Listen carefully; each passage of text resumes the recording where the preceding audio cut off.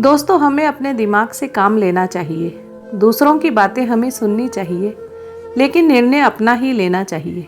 दो आदमी अचानक ही गांव के रास्ते पर मिल गए।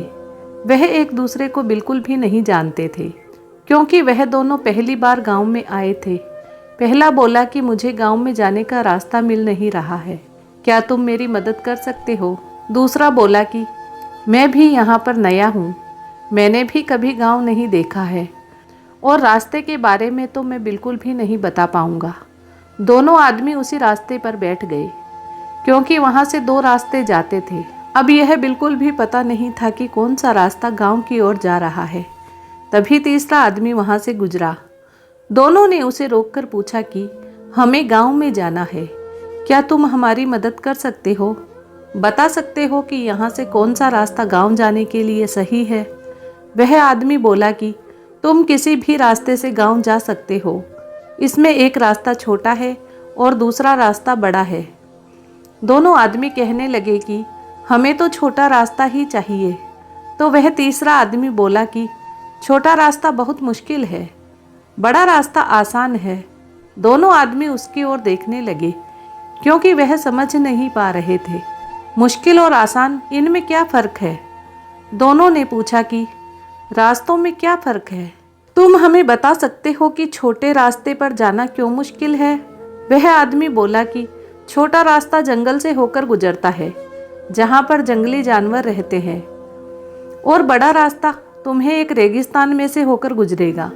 वहाँ पर तुम्हें पानी बिल्कुल भी नहीं मिलेगा। तुम्हें अपनी हिम्मत से चलना होगा, और छोटे रास्ते में अगर जाते हो तो वहाँ पर जंगली जानवर से बचकर निकलना पड़ेगा।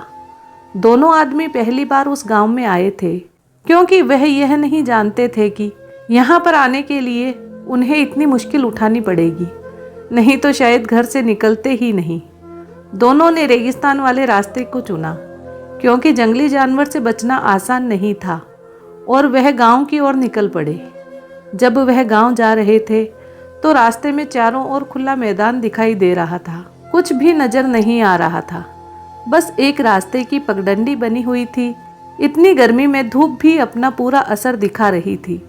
गर्मी में चलने के कारण दोनों बहुत थक चुके थे। जैसा कि उस आदमी ने बताया था, यहाँ पर पानी नहीं था।